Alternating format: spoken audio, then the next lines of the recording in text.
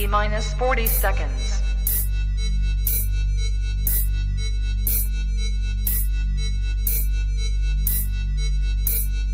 T minus 30 seconds.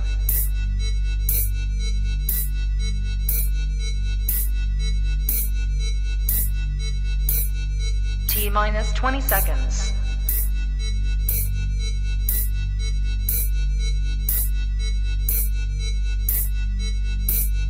Ten, 9, 8, 7, 6, 5, 4, 3, 2, 1, 0.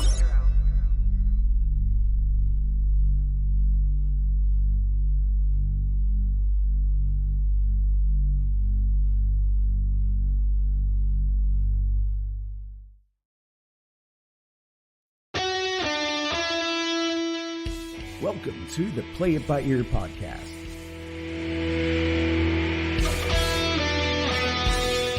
The podcast where the topics may vary because, hey, we play it by ear.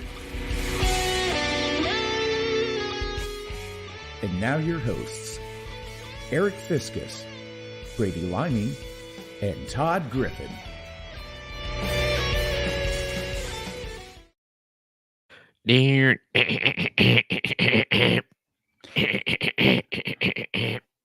Because, Gotta hey, continue it.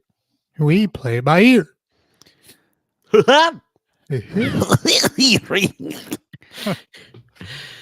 Episode 145 of the Play by Ear podcast. We're 5 away from 150. Wow. 150. 150. $1.50, boys. $1.50. 50. So what are we looking at? Around Thanksgiving? Yeah, be about that. Yes. Yeah. Interesting. Who would have thunk it when we started in March of 2020 that It was unthunking. It was right before the world went sideways. Yeah. I It still really tell was. people I- we really thought we were doing public good by doing 2 episodes a week because we couldn't do anything else. So we were saving the world, darn it. yes, we were. Hell, if we would have been doing them like this, we probably would have been doing 3 or 4 a week. Probably so. All right. Todd Griffin with us here. Hey. Brady, Lyman. Hayago. You say bunion? Yes. Little A little bit of Super Friends reference there. little samurai warrior. And I'll have a steak sandwich and a steak sandwich. Good choice. A1 between those 2 steak sandwiches? Absolutely. Always. The thing about an A1 coated steak sandwich is you're going to have to give up. You're going to have to realize it's going to be messy, but it's worth it. It is worth it.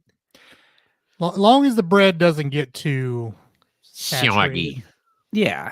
I mean, well, there is the possibility though, and I often find myself by the time I'm done with like a burger that has A1 on it, I typically eat the last third of it with a fork, just open face style with the A1 sauce.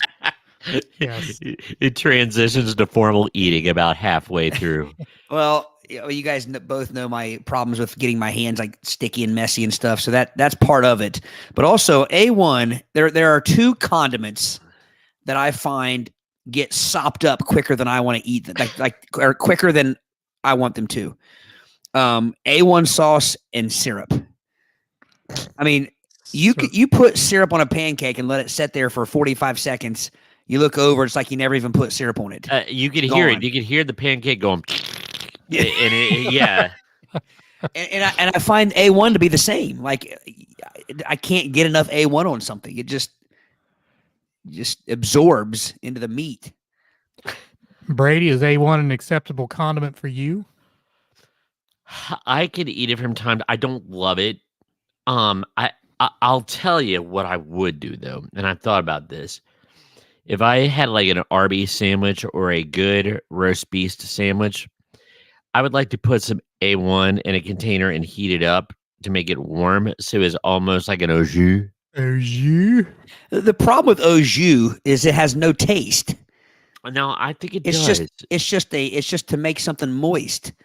Now the au jus that I've had, there is seasoning to it. Really? There is See, definitely a.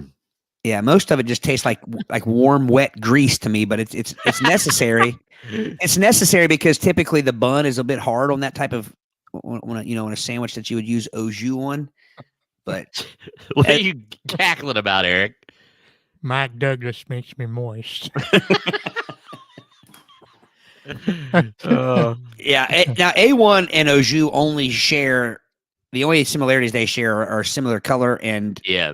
obviously matter.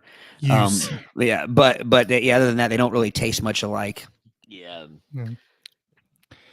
All right, check in. Savannah's checked in. Savannah, And Gary. yo.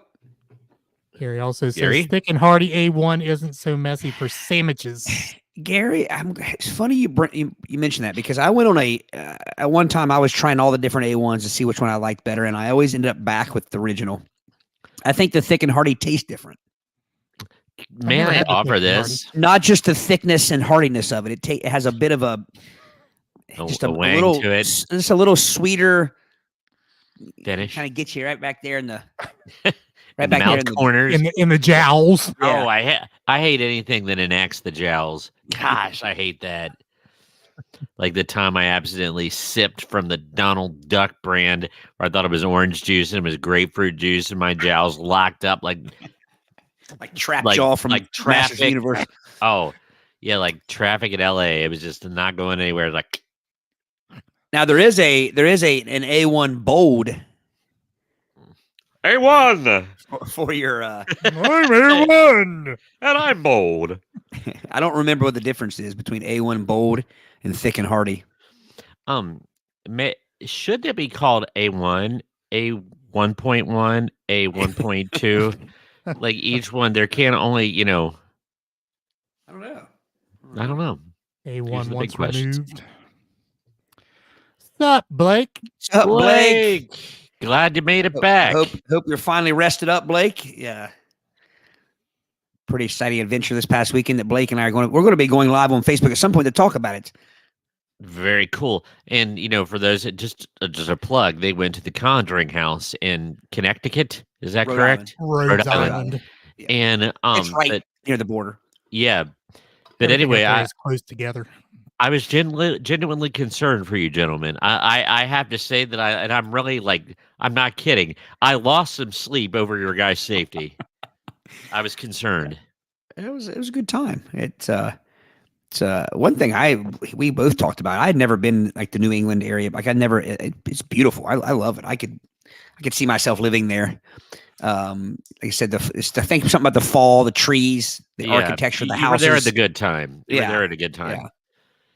Been to Boston. And ended up. I've never been. I want to. I've never ended up going through a couple of states I'd never been through. I'd never been through New Jersey before. I obviously never been in Connecticut. I'd never been to Rhode Island. New Jersey, the Garden State. Yeah, if you're growing smokestacks. Yep. George Carlin. I wasn't in it long enough to really see much, but it was just a pretty cool trip. But so very cool, very cool. Did you get gas in New Jersey? Shoot, Blake, we got gas so many times. I don't know. I mean, I don't think we did. In New Jersey, it is illegal to pump your own gas. Not anymore. It changed this summer. In fact, we were there when we went to Philadelphia and DC this summer in July, early July. The law was going to change. The law was going to change in like 2 weeks. So the guy said, "Yep, we're pumping your gas, but it all changes because it's now changed." Oh well, I think Oregon is still where you can't pump your own gas. I think it's Oregon, somewhere up there in the Northwest. So I can understand the concept of we want to offer that old-fashioned service of pumping your gas for you. I can't understand the whole idea of making it against the law to pump your own gas. That's where the Teamsters and the shady unions and the arm-breaking people, the gangsters, the Sopranos. You watch a union shady. Come on, Brady. Come on. Yeah, you know what I mean. The Tony Soprano thing. Yeah, like where they like those jobs like garbage man was always tied into the ne'er-do-wells. That's one of them. Yep. All right. Gary says, or B2, C3 for the A1 sauces. Oh, yeah. 4D. Bingo. Blake says, no, you had to get the high dollar Pennsylvania gas. Oh. That we did. Did you go to a Wawa? Hey, I don't think we so. went by a Wawa. There's Wawas coming to Ohio. I was just say Wawa is coming. The Wawa's up out the wazoos. Yeah, it's not quite Buc-ee's, but it's bigger than a typical, say like Flag J, but it's not quite Buc-ee's. There's other nice. Have you ever been to a Sheetz? A real nice Sheetz. Those are nice. I would compare it to a Sheetz, but maybe a slightly bigger deal than Sheetz, but similar. Well, C and I, a couple weeks back after a show, we stopped in a gas station. I forget what it was. I meant to remember it, but it had a Subway attached to it, which obviously was closed because it was like 3 a.m. Yeah. But they had a little thing in the gas station that was part of Subway where they had pre-made sandwiches to buy there at the gas station. So I thought that was nice. I'd never seen that before. That's a nice touch. I think Subway needs to get on that train a little bit more. Yeah. Yeah. So the Wawa supposedly hangs its hat on its food. Really? Like food is their stock and trade better than regular gas station food. Hello, Maxwell. Maxwell. Look at his profile pic. All right. We'll let us know or put it on the podcast page when you'll be going live with the rundown of your little excursion. Yeah, we'll do. Will do. All right. Well, Mr. Heron says yes. Oregonians cannot pump their own gas. So do they look at it as you are taking you're taking somebody's job away from them or taking the opportunity? I don't quite get that. It's I think that is how it's portrayed. Mm-hmm. But we all know the real. It's kind of one of those things where, it's pretty dicey. It's pretty shady. Yeah, I don't think the mafia has infiltrated Oregon. I'm sure it's there, but it's not like New Jersey. Well, true. He said unions. Oregon's has a lot of other issues, but yeah, I really thought the mafia was one of them. All right. If you've never been here before, we put on one topic, and we will have a game at the end of our show. Visit our website. Did anyone ever get that man his shirt? I have not yet. I was thinking about that the other day because I was looking at my box of shirts, and the problem might be we might have some incongruent sizes for our man Gary. So It's always the problem with shirts, man. It's just the only thing left is sometimes after that initial purchase wave, the only thing you have left is the strange sizes. No one over 10 anymore wears a medium. And I wear a bigger shirt than I actually need to.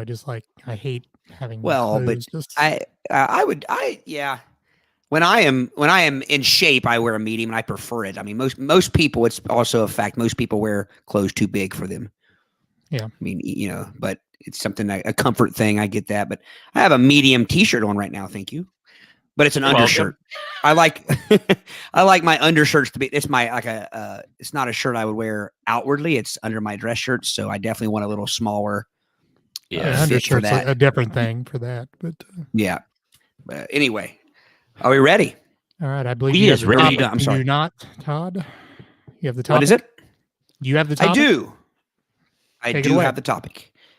All right, so I'm sure we'll have a couple Halloween topics between now and the ween, but I thought I would start it off with a 60 spooky Halloween facts topic. Now, as usual, I went through the first few, and I didn't want to go any further because it would affect the organicness of our podcast. And I wouldn't say these are like scary type things, the ones I saw, and some of them are pretty commonly known, so we don't have to spend much time on them. So number one, most people probably know this if you're a fan of horror movies. Because the movie Halloween 1978 was on such a tight budget, they had to use the cheapest mask they could find for the character Michael Myers, and I'm sure you guys know what they got they ended up getting Hockey a mask. William Shatner Star Trek mask. Shatner initially didn't know the mask was in his likeness, but when he found out years later, he said he was honored. Oh, I So- had the wrong person. I was thinking Jason. Sorry. I Yeah, was no. too. I was thinking the hockey mask. Yes. You were thinking that was William Shatner? That's why I was confused. I just wasn't thinking, Yeah, no, I didn't know the- it was William Shatner. I didn't know that. yeah. There's something to it more than just. I mean, it's like they obviously painted it white or something. If Blake's out there, he might Yeah. be able to. Or Celia, I know she would know if she's listening. Number 2, the first jack-o'-lanterns were actually made from. Any guess? Gourds. Eating gourds. Turnips. What? Turnips. That's the only thing they're good for. Turnips, they don't seem big enough to I don't know much Yeah. about turnips. adequate jack-o'-lantern. That sounds like the beginning of a 1920 song. I don't know much about turnips. Na. Yeah, I agree though. They don't seem stout enough or big enough. They're more like instead of jack-o'-lanterns being like lack-o'-lanterns or something. Like they're not slack-o'-lanterns. Slack of lanterns. I mean, you would have to have an X-Acto knife to carve a turnip. Yeah, if anybody out there knows more about turnips than we obviously do, maybe they make bigger turnips. Maybe you can grow them if you're growing them for the purpose of jack-o'-lanterns. Maybe you can. I don't know. The only advantage would be you could style its leafage like hair because turnips have that, droopy leafage. I wonder if you trim it. I wonder if you trim their So leafage. how would you hollow out a turnip? Can you do that? I don't know. I'm assuming you can hollow out anything if you're a skillful enough whittler. If you're a skillful hollower. I have nipples, Jack. Can you If milk you're- me? If your whittling skills are up to task, I'm sure you can whittle. Number 3, Halloween is the second highest grossing commercial holiday after Christmas. Christmas. So, by the way, they already have Christmas stuff up at the WalMarts. And They have Halloween it up stuff at out in July. DG too. Yeah. Give the turkey its day. The word witch. Anybody know the origin? I do not. Comes from the Old English wick, W-I-C-C-E. Wick. As a Um, Wiccan. Well, yeah, wise women, meaning wise woman. In fact, Wiccan were highly respected people at one time. According to popular belief, witches held one of their 2 main meetings or sabbats on Halloween night. A coven of witches. Yep. Does anybody know what the fear of Halloween is called? Holophobia? Good. That's a good guess, but no. Weenophobia. If I'm walking through a locker room, I might have it's- weenophobia. Oh, goodness. No, it is Samhainophobia. Sam, what the Sam Hain? I never quite know Samhain. I know there's evil connections to that or somehow. It has something to do with the movie Halloween too. So it has to have something to do with Halloween. Well, wasn't there's also like one of those goth dark death metal bands called Sam Hain. I think Danzig was in it. Don Stieg. Well, yeah. Well, I would say, yeah, before golf though. Yeah. Yeah, I mean, but I don't know if somebody can find out what Sam Hain. I've always thought it was a cool. It just sounds cool, Sam Hain. What But, the Sam Hain you doing around here? Number 6. 50% of. I don't know what year this is. This list. It was in 2016, but then updated in 2022. 50% of kids prefer to receive chocolate candy for Halloween, compared with 24% who prefer non-chocolate candy, and 10 weirdos who prefer gum. Okay, I was Now- with someone. Go ahead. I'm sorry. If it's one of those little eyeball gummy things, gum or a gum ball that has Gumball. that's the eyeball. I get Yeah. it, but otherwise, I don't want no gums for Christmas or for Halloween. Or Christmas. Or So I was with someone the other day who said that they liked the peanut butter candy in the wax paper. In the orange wax paper. Yes, it was their favorite. Like, what are you doing? Well, no, they had to interview you probably people like in the black psychotic ward licorice every now too. and then. But is it peanut? I think if it were peanut butter, I would like it. I think it's more like bit of honey. They are very much like bits of honey. Yeah, bits of honey. I don't like a bit of honey. As a matter of fact, if it weren't,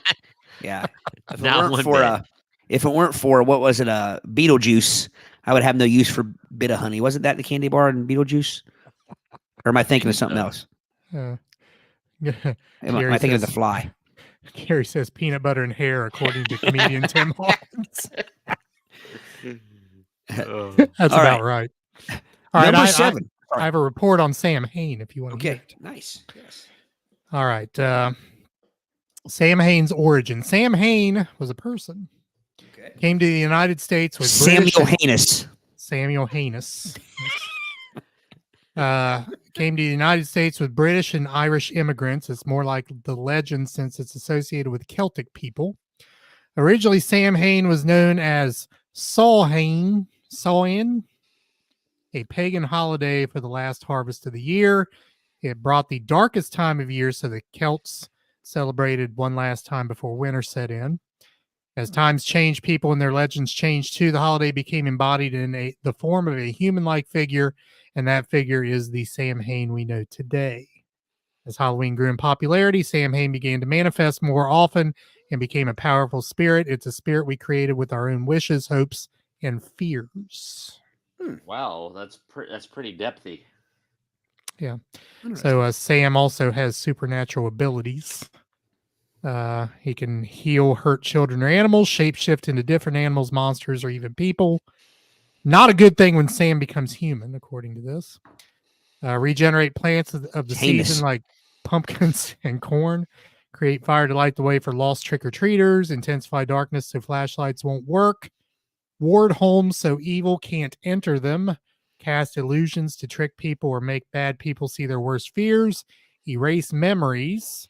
Teleport using shadows to enter or exit places and break spells, hexes, and enchantments placed on What can't he do? Sam Hain is a powerful individual. Take that, Superman. Yeah. John says Michael Myers wrote that on the wall in one of the Halloween movies. I knew it was in the movie somehow. Number 7, the owl is a popular Halloween image. In medieval Europe, owls were thought to be witches, and to hear an owl's call meant someone was about to die. But the question is, Brady. Sorry, I didn't know you were going with that. I didn't mean to do that. I did. It just popped into my head. Sorry. No, I'm glad somebody did it. Yeah, because the joke had to be done. No, I'm going to throw a little bit of social studies geekiness at you guys. In Native American culture, the owl is what was said to transport one's spirit to the afterlife, to guide it. So when one died, an owl would guide the way. And there's nothing scarier than being at St. Augustine and on the ghost tour. When they tell the stories near the Indian burial ground, and like seconds after they told that story, an owl comes and lands on a gravestone. Really? You couldn't plan that kind of drama. Have you seen the one? But that person's already dead. True. So it made you wonder why who they were there for. Did you offer it a Tootsie Roll Pop? He can only count to 3. 1, 2, 3. Have you guys seen the documentary about the lady? It was called The Stairwell or something, or The Staircase or whatever it was. It was like a 12-part documentary where this woman ends up dead, and like her husband's on trial and stuff, and they think he killed her. He says that she had to have fallen down the steps or something like that. It's really good actually, but she at some point, she apparently the night of her murder got attacked by an owl out in their yard. Yeah, and when you said that, it kind of made Kyle Brewer territory. She there, got attacked man. by an owl, and they think that's one of the things that kind of had her like discombobulated and like kind of scratched up and bleeding, and she was trying to get up the stairs to maybe go to the bathroom and slipped and fell. So that's kind of one theory or whatever. But anyway, when you said that about the owls, it made me think of that. He's got some scary talons. Yeah. Yes. 8. According to Irish legend, jack-o'-lanterns are named after a stingy man. Whew. After a stingy man named Jack, who, because he tricked the devil several times, was forbidden entrance into both heaven and hell. He was condemned to wander the earth, waving his lantern to lead people away from their paths. I didn't realize the jack-o'-lantern had that dark of a history. Well, in the French version of a Jacques O'Lantern, no, I'm kidding. I just been wanting to say Jacques O'Lantern. He was stingy. Number 9, the Guinness World Record for heaviest pumpkin is held by Matthias Wilhelm. Okay, Willem. So Willem IJNS. The J is probably silent. Willem Dafoe. That sounds like something with your mouth. No, William Dafoe just is missing the I, like it's Willem. This is Willem, WILLEMIJNS. So like, I bet the J is silent. Willemans from Belgium. And his 2,624.6 pound pumpkin. No one's chunking that pumpkin. That's a lot of pie. Gonna need a lot of spice for that. Yeah. Number 10, Stephen Clark holds the record for the world's fastest pumpkin carving time, 24.03 seconds, smashing his previous record of 54.72 seconds. Okay. The rules of the competition state that the pumpkin must weigh less than 24 pounds and be carved in a traditional way, which requires at least eyes, nose, ears, and a mouth. Okay, so I'm telling you, I could get a pencil and go ... and I could just stab it where it's pencil holes. I think there needs to be a little bit more definition of rules than that. You're not stabbing through a pumpkin with a pencil. Or a pen. No. I don't know. Or an awl. I'm wondering if it has to be like hollowed out. See, that's what I'm thinking. I just Guts, degutted. Yeah. That's what I'm thinking. Oh, Aric, had I just been patient, I would have known this. Number 11, trick-or-treating evolved from the ancient Celtic tradition of putting out treats and food to appease spirits who roam the streets at Samhain, a sacred festival that marked the end of the Celtic calendar year. There you go. There we go. Samhain. Ask me again, I'll tell you the sane. You remember that when you were a kid? Like, my mom, when I would pester my mom, whatever it was, like I remember her saying like pudding-tane. Ask me again, I'll tell you the same. So why is what are the origins of pudding-tane? I'll look it up. You look it up, Brady. Careful. So, do adults ever pester? I think pestering is a kid thing only. There's no pestering over age 9. Once you get to double digits, you can't pester. You annoy. You fester. While you're looking that up, number 12, souling is a medieval Christian precursor to modern-day trick-or-treating. On Halloween's November 1st, the poor would go door to door offering prayers for the dead in exchange for soul cakes. Is a soul cake kind of like a urinal mint? What is a soul cake? I don't know. It's a funky cake. It's like the first known mention of trick-or-treating in print in North America occurred in 1927 in Blackie, Alberta, Canada. That's interesting. 1920. It is. You think that seems awfully late. You mean awful recent? Like, yeah, I know what you mean. Like, Yeah. Late in history. Todd, I have an answer for pudding-tane. I really do. Okay. The pudding-tane was it was a derisive term for someone of not royal status, but someone who had pretensions and was derided with the name King of Puddings. So if you were a pudding-tane, you were putting on airs. You were acting royal without being royal. So therefore, you are a pudding-tane. I thought I taught him pudding tea. I wouldn't mind being the king of puddings. I'd be fine with that. All hail the king of puddings. Why isn't pudding tang? Why is it pudding tang? Why isn't it pudding tang instead of pudding tang? At what point did it get you're trying to rationalize this out? Yes. It seems like a pretty in-depth history there for it to have changed to pudding tang. Well, it's of Scotch Irish origin, so probably it was like, just a dialect thing. Yes, Yeah. Seamus is waiting for the The pudding pain. The pudding pain. John claims that adults that act like children do pester. Hang on, John. That could describe the three of us in this room. True that. Number 14, with their link to the ancient Celtic festival of Samhain and later to witches, cats have a permanent place in Halloween folklore. During the ancient celebration of Samhain, druids were said to throw cats into a fire, often in wicker cages, as part of divination proceedings. Creepy. It's terrible. Druids? Meow meow Druids? food or meow meow witches.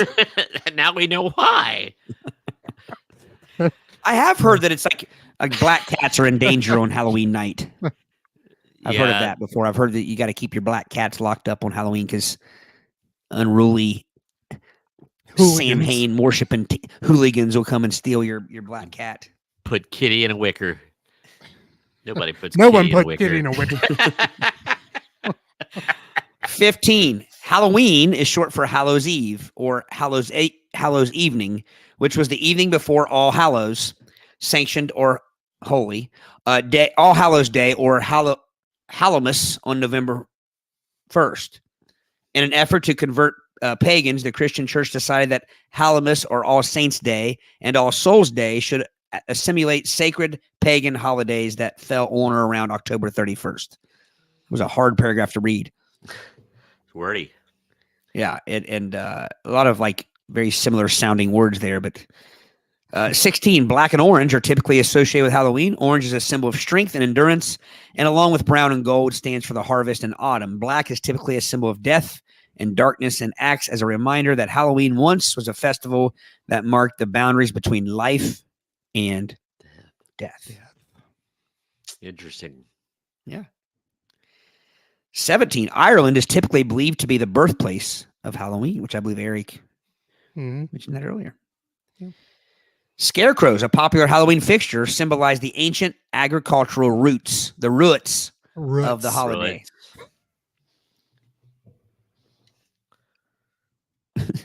This is interesting. Halloween has variously been called All Hallows Eve, which we said, Witches' Night, Lamb's Wool, Snap Your Apple Lamb's Night, costume. Snap Apple Night, Samhain, and Summer's End. Snap apples, what you get when you eat the green ones. Snap Apple, that sounds like something that's not even real. Got a case of the snap apple. Got the snap apple splatters. Savannah says it's been said that Halloween is the night when the veil lifts and spirits walk the earth freely. Veil lips. 20. Halloween was influenced by ancient Roman festival Pomona, which celebrated the harvest goddess of the same name. Many Halloween customs and games that feature apples, such as bobbing for apples. I've never bobbed for an apple. It always seems I think unsanitary I did one at time best. at the Sardinia Elementary Halloween Carnival. Yes. At Indian Hill Elementary, they robbered for apples. Well, I've never understood because kids usually do it, but yet there's no way, especially a kid, can get their mouth open wide enough to actually chomp onto an apple in a bucket of water or a. That's whatever why you call have to tilt your incisors and puncture them while they're in the water. Now, like bobbing for grapes or something would make sense. So who knows how many kid moose have been on each of those apples? It's kind of disgusting. That's what I mean. Ew, yeah. Yeah, see, some things COVID put it into that is good. I bet bobbing for apples isn't something that's around much after post-COVID. Yeah, we don't do that anymore. John says his wife is a scarecrow teacher. She is outstanding in her field. Wah, wah. Because Protestant England did not believe in Catholic saints, the rituals traditionally associated with Hallowmas or Halloween became associated with Guy Fawkes Night. Mm-hmm. Careful there. England declared November 5th Guy Fawkes Night to commemorate the capture. I've never enunciated so hard in my life. I was going to say, enunciation, please. It's like when you're ordering caulk at Lowe's. When you're ordering what? When you're ordering caulk at Lowe's, you enunciate more than you enunciate. That is the best you'll ever speak in your life. Would like some caulk. A large? Need some gulk. No. Guy Fawkes Night. Let's see. I messed up. England declared November 5th Guy Fawkes Night to commemorate the capture and execution of Guy Fawkes. He conspired to blow up the parliament in 1605 in order to restore a Catholic king. A lot of history here. I knew that. Did you know that, You Aric? do here. I did. You knew of Guy Fawkes? I did. Yeah. V for Vendetta, that movie was a Guy Fawkes mask. Ah, that's Guy Fawkes. Ah. Yep. Gary says existing teeth marks make it easier to bob for That's apples. right. It's tread. All right. Number 22, Harry Houdini was one of the most famous and mysterious magicians who ever lived. Strangely enough, he died in 1926 on Halloween night. Obviously, a lot of people probably know how he died, but if you don't, he died as a result of appendicitis brought on by 3 stomach punches. He had been at a college, and one of the things he would do is dare people to punch him in the stomach as hard as they could, and a college student punched him in the stomach, and eventually... He had super muscular controls, so like this is legit. He had like very developed abs that he needed that for his illusions, and the guy said, "So I could punch you in the stomach as hard as I can, and you won't feel it." And he wasn't ready for it yet. He like turned to talk to somebody, and the guy nailed him. Yeah, I mean, I can punch you in the stomach and go. He had not tersened up. Yeah, my brother used to do that. Up his abs yet. They weren't very taut. Yeah, my brother used to do that. It was a big thing. Punch me harder, hard as you can. Not cold. Of course, you were only 7. 23. Scottish girls believed they could see images of their future husband if they hung wet sheets in front of the fire on Halloween. Other girls believed they would see their boyfriend's faces if they looked into mirrors while walking downstairs at midnight on Halloween. That's interesting. Why just Scottish girls? Like what? Like I don't quite understand why they thought only they thought that. I just like. So why do you have that wet sheet hanging in the house? Oh, it's my portrait. Yeah. 24. According to tradition, if a person wears his or her clothes inside out and then walks backwards on Halloween, he or she will see a witch at midnight. We should try that. Well, I thought that sounds suspiciously like one of the snow day rituals, like the snow dance, or like if you wear your pajamas backwards and walk backward to the bathroom and flush an ice cube down the toilet, you're supposed to get a snow day the next day, which is a really complex ritual. Yeah. I mean, the question is, why would I want to do that? Why would I want to see a witch? Now, Glenda the Good Witch. At midnight is a sandwich. I mean, Glenda the Good Witch, maybe her. Yeah. I don't know.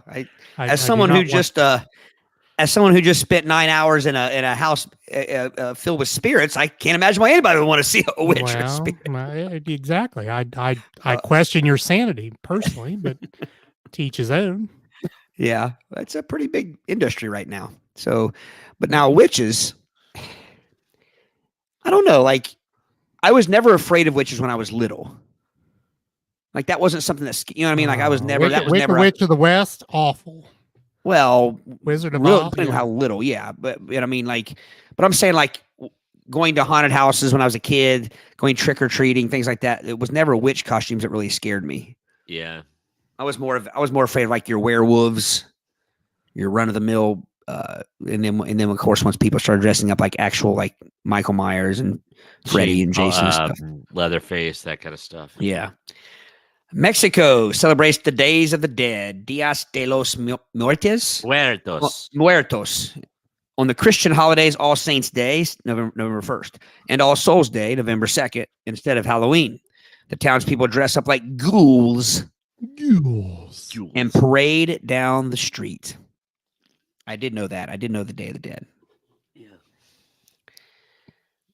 Another Samhain. Lots of Samhain mentioned here.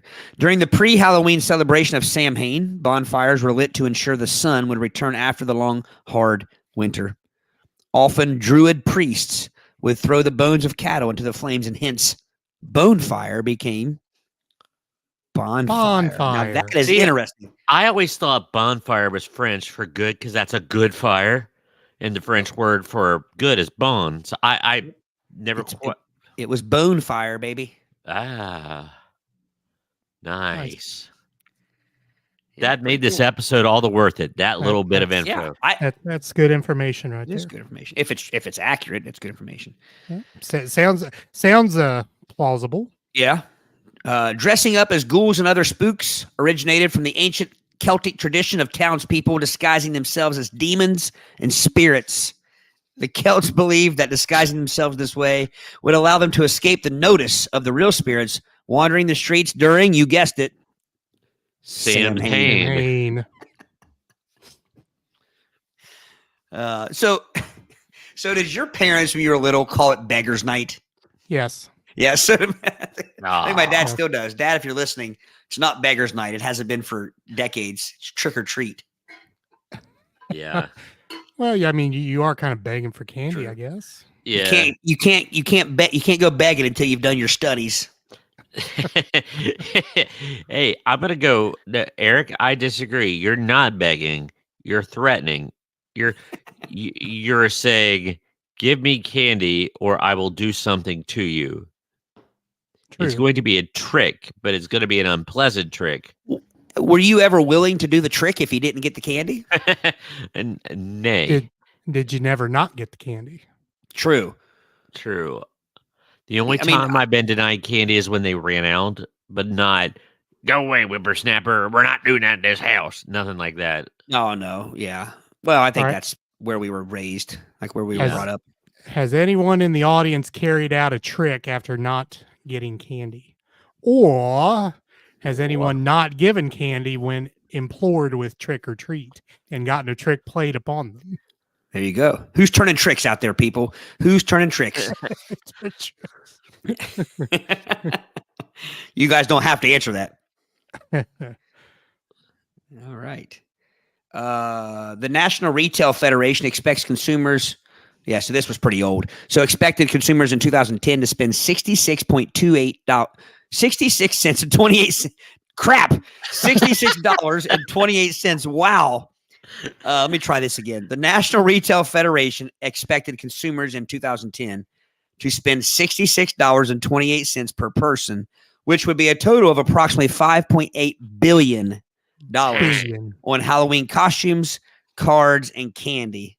And that was up from $56.31 in 2009. Jeez. Yeah. Cards? Is Halloween card a thing? Kids get Halloween cards. I mean, I've never gotten one as an adult, but I've seen them in the stores.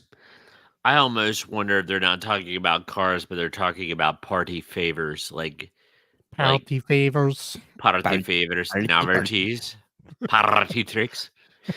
In 1970, this is the halfway point, by the way. In 1970, a five-year-old boy, Kevin Toston, allegedly ate Halloween candy laced with heroin.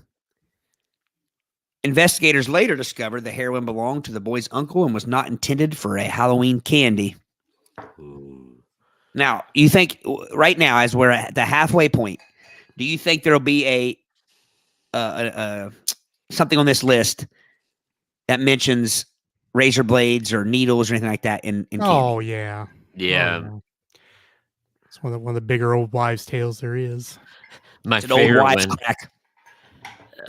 Well, do you know it kind of I would listen to a podcast about conspiracy theories and urban legends and things like that, and they said that really, really got caught traction during the Tylenol poisonings when they Yeah. in Chicago when they put the cyanide in the extra strength Tylenol.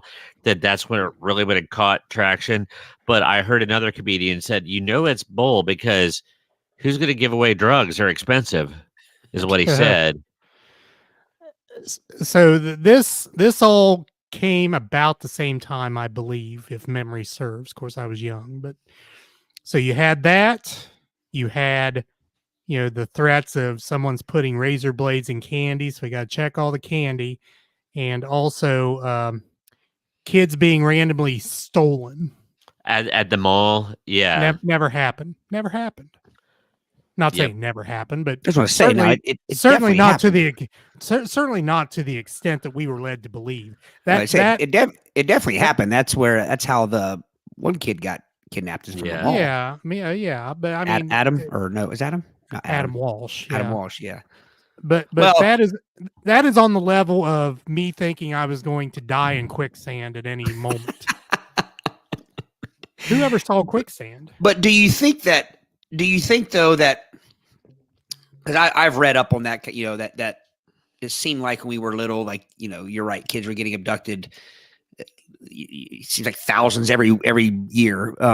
Yeah. But also, I can't help but to wonder if some of that wasn't purposely put out and probably wasn't a bad thing to try to have people be careful. You know what I mean? Like that kind of thing. But it was this strange dichotomy because our parents were simultaneously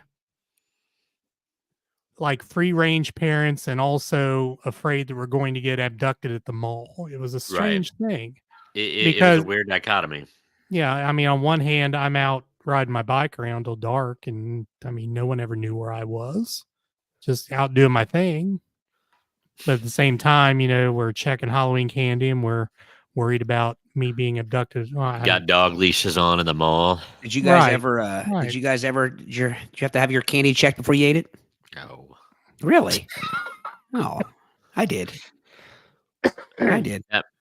The only person I knew that had their candy checked, actually, it might be our friend Steve. He had an aunt in the suburbs, and he would go there, and they got and it seems like I remember him telling me that there was a free X-ray scanning or something. Yeah. I could be mixing my stories. You take it to the hospital, right? And they would. I remember that. I remember something about that. Yeah. All right, Jim has a comment here. Says he has a teacher friend whose parents' house was haunted. The ghost would come down the stairs each night and sit at the piano and play. Never did anything other than that, according to him. There you go. Hope it was a different song because that would get a little bit monotonous. Yeah. Hopefully it wasn't Wonderwall. Hey. The piano version of Wonderwall. All right. Let's see here. Number 31. In 1974, 8-year-old Timothy O'Brien died of cyanide poisoning after eating Halloween candy. Investigators later learned that his father had taken out a $20,000 life insurance policy on each of his children and that he had poisoned his own son and also attempted to poison his daughter. So, which kind of plays into what we were talking about. Like those things happened, but it wasn't random people doing it. Yeah. Number 32, according to the National Retail Federation, 40.1% of those surveyed, this is again old, it's dated, planned to wear a Halloween costume in 2010. In 2009, it was 33.4%.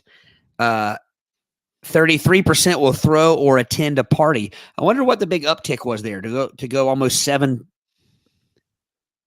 percentage points up from one year to the next as far as who would wear it. And that was also the year that the sales went up from from that factoid you mentioned earlier. I was wondering that. I wonder what could have happened. Why the push? Yeah, interesting. So I think Jim hits it on the head. Actually, Jim and Dennis kind of both said the same thing. Jim says, I always check my kids' candy. That way I got some too. That's what it was. I call that the dad tax. And then the dad tax. It's like the cheese tax. Dennis says, is that helicopter parent hovering over you, watching every piece of candy, especially the Reese's. Yeah. Reese's cups.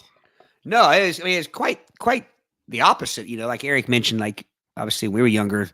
Parents definitely didn't hover. But I do remember them going through my candy. Not like, I'm not talking like checking every piece, but just like dumping it out, moving it around a little, making sure, I guess, nothing was in there that was, nothing unacceptable. Poke at it. See, because back in the day, sometimes you would get things that were like homemade and stuff. That's probably more what it was for. Yeah, you get like homemade popcorn balls. I was just say Wanda Anderson and her popcorn cornbread balls. Yeah. Or you had that occasional like just loose candy that fell out in there somehow. Oh yeah. Then those poor old ladies that would throw pennies in your bag, which at the time really made me mad. Now I feel sorry for them, but yeah. I mean, even back then, I guess early in our existence, Brady, you could get penny candy at Vern's Variety, but it wasn't long. I mean, we're talking late 70s, early 80s. You could no longer use a penny for anything. No. So sticking with that same kind of thought as the last one, in 2010, 72.2% of those surveyed by the National Retail Federation will hand out candy. 46.3% will carve a pumpkin. 20.8% will visit a haunted house, and 11.5% will dress up their pets. Any of those numbers surprise you? This was 2010. I would be willing to bet a lot of money that dressing up their pets thing is higher now in 2023 than it was in 2010. Yeah. Oh, absolutely. I would say the passing out candy is lower. Yes. And I would say the carving a pumpkin, probably similar.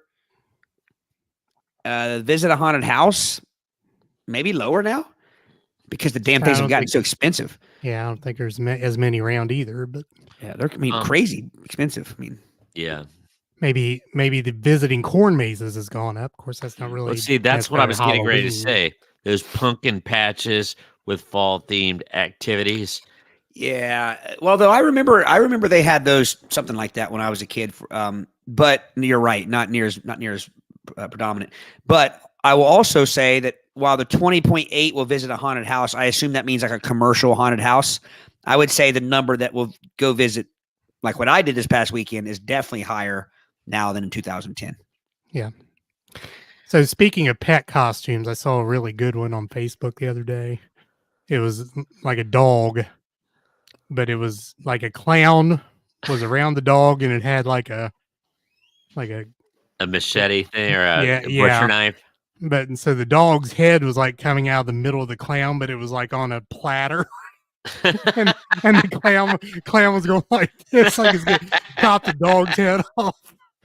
The one that I liked was like a small dog, like a wiener dog or something, and it was a spider costume where it looked like, there was the 8 legs coming off of it, and when the dog walks, because it's low to the ground, the legs look like they're moving, so it looks like a big old spider, and people were like crapping their pants. Yeah. Or Halloween is thought to have originated around 4000 BC, which means Halloween has been around for over 6,000 years. Dang. Are you Joe Dirt? Yeah. Sam Hain is old. Yeah. The longest haunted house in the world is Factory of Terror in Canton, Ohio. Now, I don't know if that's changed or not. And I don't know what it means by longest. Does that mean... It's probably the assembly line. It's probably about a quarter mile long. Square footage? Or does that mean like... I think Canton in and of itself is a haunted house, isn't it? I think so. Tang Chi, or the Lantern Festival, is one Halloween festival in China. Lanterns shaped like dragons and other animals are hung around houses and streets to help guide the spirits back to their earthly homes. To honor their deceased loved ones, family members leave food and water by the portraits of their ancestors. Now, here's my question. I like to think if I'm a spirit just bopping around out there, I don't need you to light the way for me. I like to think I can find my way in the dark, or I have like night vision, or Well, I have another question though. If you're a spirit, do you need sustenance? Do you need food and water? How else are you feeding yourself the other 364 days out of the year that no one is putting food on the porch for you? Cat Just food. that day. Okay, I've got think about Todd, and I'm going to take this from a serious point. Sorry, I'm going to have note to self. I need to get a new light. Mine's crapping out on me every 5 minutes. But anyway, where you said like, why would you need a light? I think the very basis of all spirits is, aren't they lost between the two realms? And maybe the lighting up is to get them from the lost realm to the one that they're supposed to go to. I think that I'm no expert by any means. I've gone on exactly one ghost investigation now. One more than I've done. But I will say, just from what one of the things they talked about is that's kind of like it's kind of like a like, I don't want to say a myth, but it's kind of like a misconception that we're supposed to lead them to the light. In fact, we weren't allowed to do that in the house we were in. We were told that that's one of the things when you sign that you're not allowed to. It's not your job to try to get them to go to the light or to go. So that's kind of like. So I don't know if we could say that a spirit is automatically just trying to get somewhere. Yeah. You know what I mean? Like, I don't know if by definition, but I will say again, if I'm a spirit and I do need light to get back to where I'm trying to go haunt, how do I not get confused if there's just a crap ton of lights everywhere for different spirits? How do I know which ones lead back to my house? Valid point. And they did say in the house also that typically that's where spirits are going, is back to where they were loved, where they were, when they were alive. And also that people don't necessarily always go like back to where they were. It might be just any place where they felt comfortable or where they felt, like for instance, the Conjuring house, they know some of the spirits that are there, and all of them are not from the history of that house. Some of them are just nearby, but they've ended up there. Like, they've congregated there. So again, barbecue. they had a Sony PlayStation 2, so that's, and you know what? That sounds silly, but it could be that if that person passed away and that was they had gone somewhere where they because they had HBO and they didn't have it at their house. Well, that might, when they're a spirit, that might be like where they remember being happy or comforted. Yeah. True. A child born on Halloween is said to have the ability to talk to spirits. Do we know anyone born on Halloween? Not off the top of my head. Anyone out there born on Halloween in the audience? I mean, Panda, she was born on Friday the 13th. Nice. So I always joke they sent her home with a hockey mask instead of a beanie. I saw the other day somebody had posted on Facebook a list of like rare like birthdays.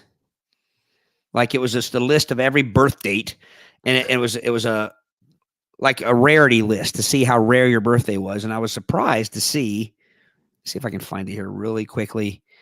I was surprised to see that my son actually had like the fourth or the sixth rarest birthday on the list. Now, that would be some interesting data diving, is finding the why behind that statistic. Yeah. They say that September is the highest month of birthdays for people. Yeah. And if you go back 9 months from September, you have New Year's Eve. Ah. You can also track birth spikes to things like big power outages and such. Snowstorms. Yes. Yeah. I'll send you guys this list. It's Yeah. Obviously it takes some time to go through it, but yeah, May 4th is the sixth rarest birth date. The first, January 22nd. Or is that? Huh. No, January 12th. Jim. January 12th. That's going to intrigue me. I'm going to have to I sent check to you. that out. Well, I haven't yet, but I will. All Gary right. says he was born October 27th. He can't talk to spirits, but he can text.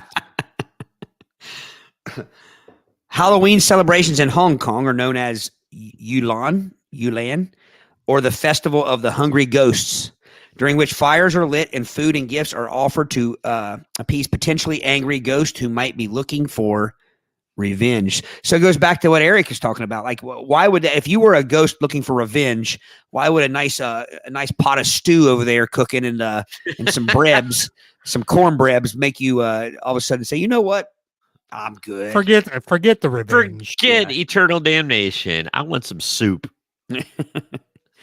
I guess in Hong Kong, it probably wouldn't be cornbread and whatever I said, stew or whatever. No. In many countries, such as France, and Australia, Halloween is seen as an unwanted and overly commercial American influence. That's probably pretty common a lot of places. I mean, it is in our country. A France thing. Yeah. They actually have a language council. Like, for instance, like when the words TV and VCR came out, they tried to create a word that was a French equivalent to make it their own, so they wouldn't have words like DVD and Jello and things like that to protect their language. Now, this is not funny at all. This is actually very, very sad and very serious. But it says that children are more than twice as likely to be killed in a pedestrian or car accident on Halloween than any other night, which makes sense. I mean, it's sad because you would. Well, I mean, it makes sense in that there's obviously more kids on like in a group in a street than any other night. But also, you would think that people would be even more careful on those nights.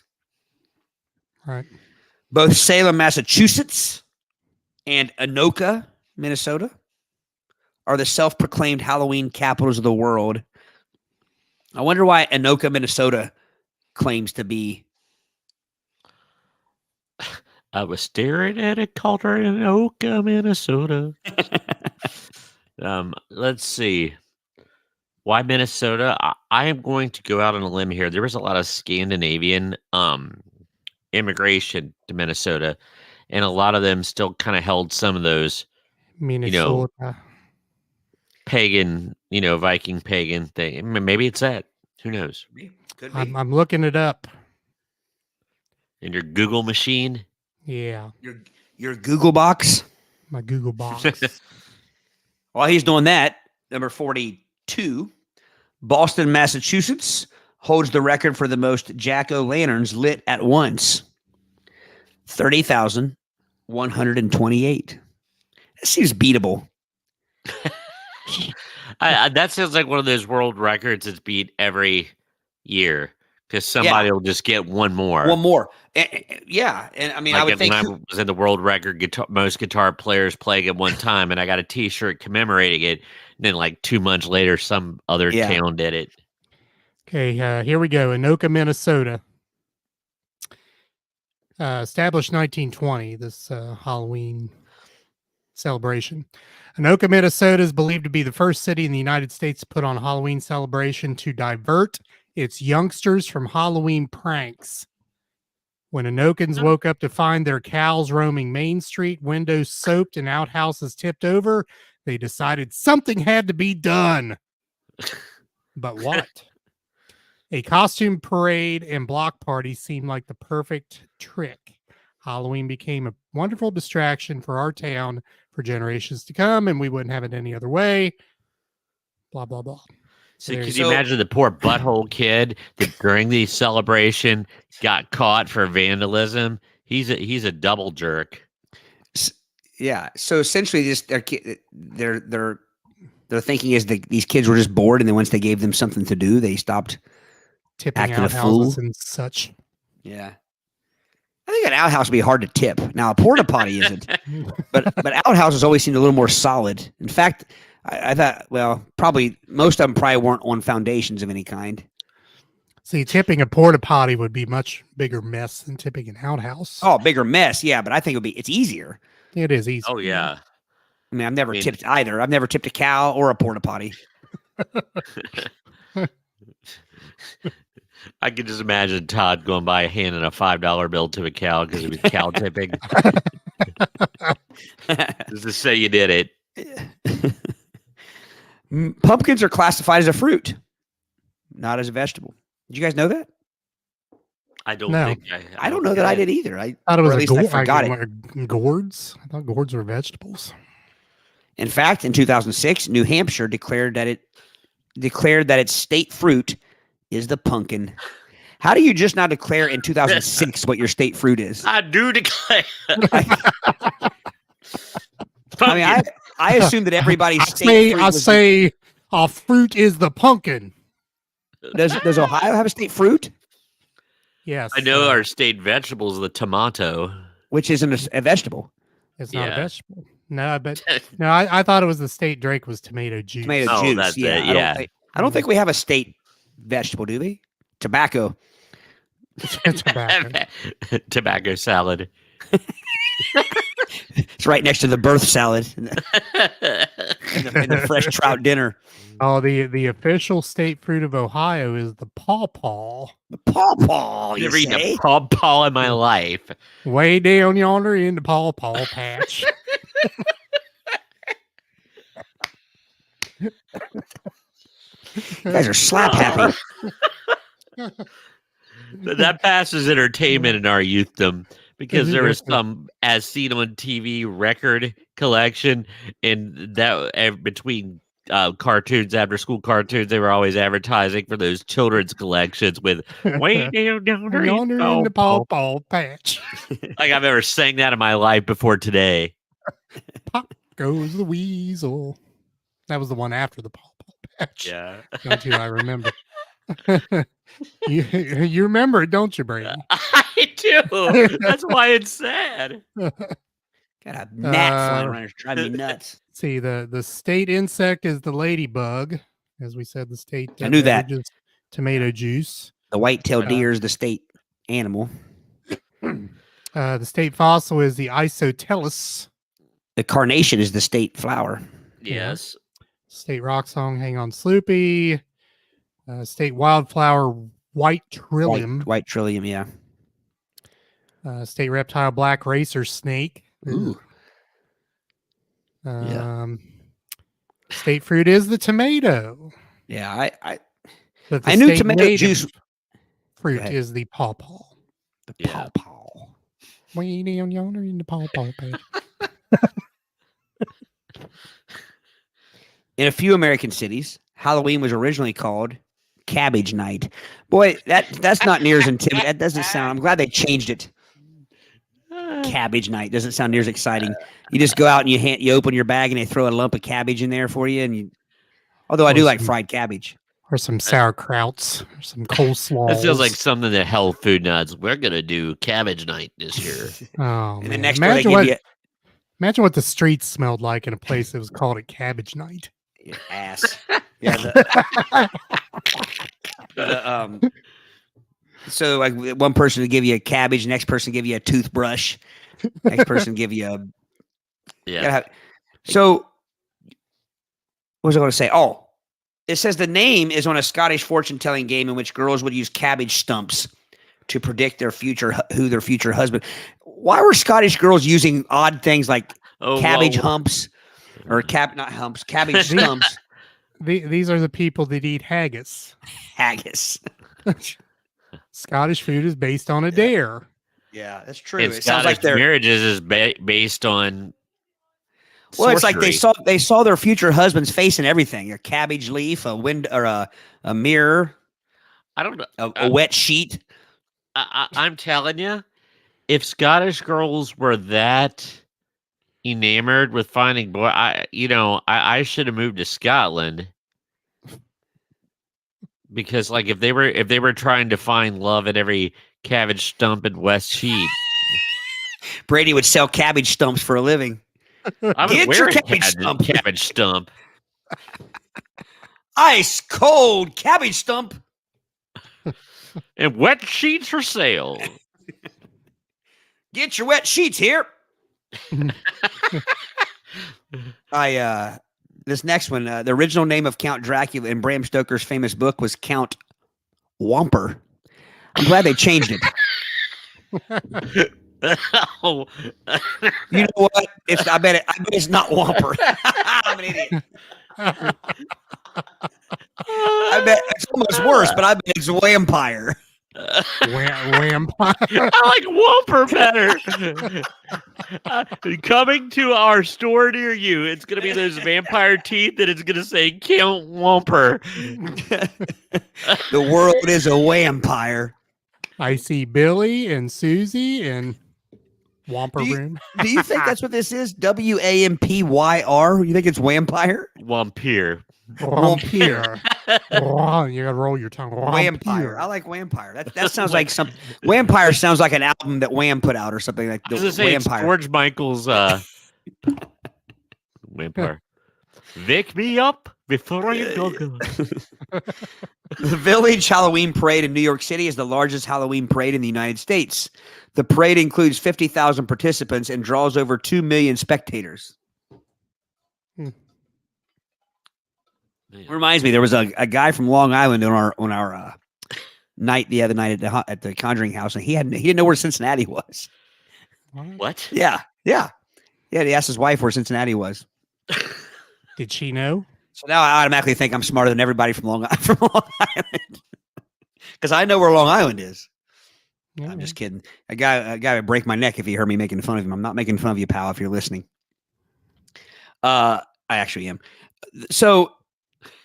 2 million spectators. So a Halloween parade. I'm surprised that hasn't caught on. There's not more Halloween parades. I'm surprised there's no, like every small town in America doesn't do a Halloween parade. It's the one time we didn't do a Halloween or a parade in Sardinia. Well, it would cut into the trick or treating. Yeah. They should do. Gary. Yes, it's impossible. It's impossible. That's a great point. Yeah. Well, I don't live in Cincinnati, so maybe he knows where Hillsborough is. But they should have been. So trick-or-treating should have here's what should have happened. So what trick-or-treating started right before dark, right? Yeah. Because I always hated going trick-or-treating when it was still daylight. Yeah, that's. You know what I mean? Especially 6 to 7:30 was, I believe, the hours. If you had a costume that you really needed the light or the lack of light, I should say, the dark to really bring it to life. But what should have happened is there should have been a parade in town. Brady, I could see your dad in his car leading the Halloween parade. And then it ends in trick-or-treating. It's like the parade builds up to all the kids join the parade. Everybody gets in the parade, and then when the pace car gets out of the way, they all like start hitting the doors. Yep. Is it like the running of the bulls?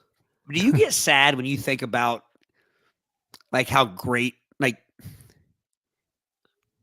think about trick-or-treating when we were younger. Yeah. The town, everybody was into it. Every business, you could pop in whatever time frame this was in Sardinia, but you could pop in, obviously, my grandma and grandpa's restaurant and get you a coffee or whatever while you're. I just remember going to different. Everybody knew everybody. It was just. There's a lot of people that will never understand that. Nostalgic time. I know. It was, and there's a lot of people that will never understand that, including our children. Yeah. So, anyway, sorry to take a trip down memory lane. Yeah. The blockbuster movie Halloween was filmed in just 21 days. That's hard to believe. Well, I guess when you look at it, there wasn't like special effects and probably not a lot of. Yeah, but they had low budget too, because you said that earlier. True. The mask. True. Time's money. Yep. The movie Halloween was originally titled Babysit Murders. Now, I wonder. I'd have to read up on it. I wonder if the setting was always Halloween. You know what I mean? Like, yeah, true. Because it wouldn't work if it weren't. Yeah. On if Halloween. It was Arbor Day. Arbor Day. Here's some good old Halloween trivia from the movie. You guys know what made the sounds of stabbing in the movie? No. Great to ask. It was a knife being plunged into a turnip. A turnip. No, it was a watermelon. A knives being stabbed, plunged into watermelons. I was gonna say a chub of bologna. I thought In California, well, this probably wouldn't surprise you coming from California. In an attempt to decrease robberies and crime on Halloween, Walnut Creek, California banned masks without a permit. now, how would you like to be the enforcement agency for that? Oh, I see your kids dressed up like Buzz Lightyear. Well, I need to see a license for that. Yeah, That's just a money grab, is what that is. And that's what that was. and it's California. Yeah. In Belleville, Missouri, it is illegal to ask for candy if you're over the age of 13. Now, this brings up a hot topic for me. I knew it was coming at some point. Here we go. Here we go. So you see these memes every year on Facebook saying, basically, the spirit of the meme is to let kids be kids as long as they possibly want. If a teenager wants to go trick or treating, let them. If a trick or treater comes up to your house and wants candy and they're a teenager, serve them candy. And I wholeheartedly support that. And when I first used to see it, I'm like, yeah, I remember that when you were questioning whether you were too old to go trick or treating or not. And but also, let me also add, there are a lot of terribly behaved teenagers that just want to go out and act like absolute idiots trick or treating and be rude to people and take more candy than what they're supposed to have and just be, cussing and being loud and being, it's like, so I will say this. If you're a teenager and want candy or trick or treating, act like you want to earn it. Don't go acting a fool and being a punk and then get mad because somebody says you're too old to go trick or treating. So I think there needs to be a catch. There's a catch to that whole idea of, I don't think we should just give candy to people no matter. Think about it. The whole idea of trick or treating, like you said, we always made your kids say thank you and please.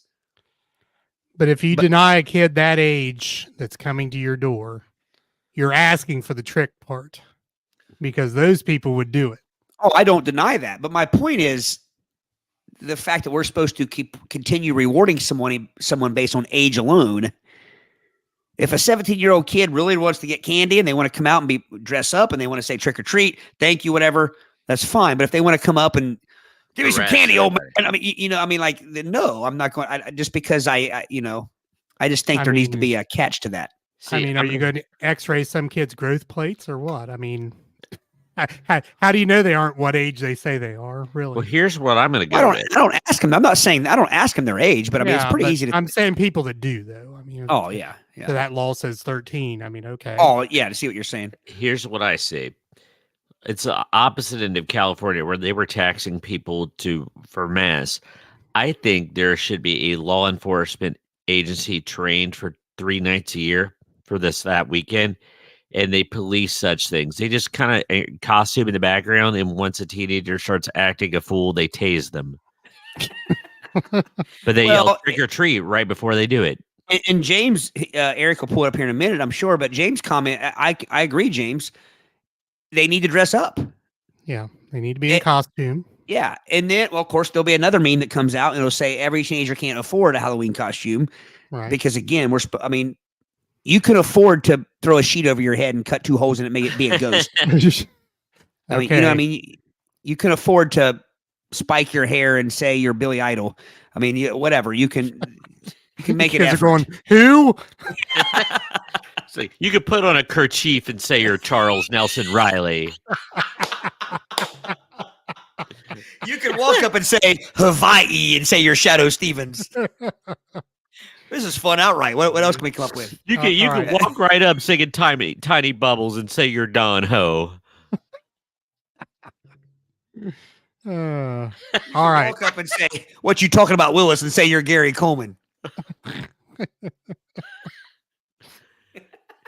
All right, so I want to do this for an hour straight. I just say I can do it. The wheels are turning. So let's throw it. Let's throw. Oh, okay. Just say it. Just say it. You can walk up and say, I'm Todd Griffin's Sardinia All-Star Basketball power forward Gus Beam.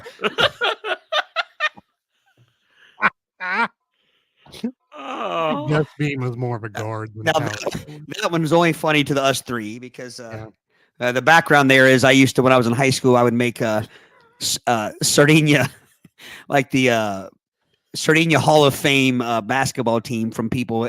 They didn't even have to play basketball. They didn't have to be athletes at all. Just popular names from around town. Yeah.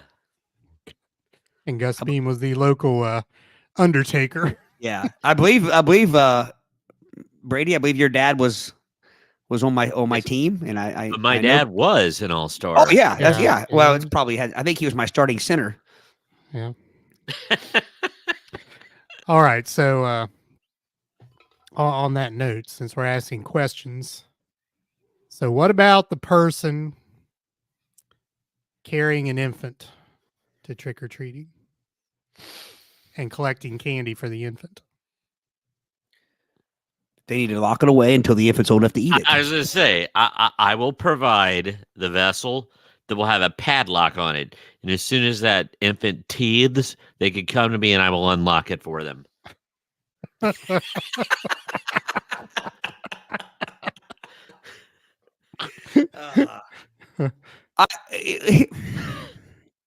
Aric, to that I say this.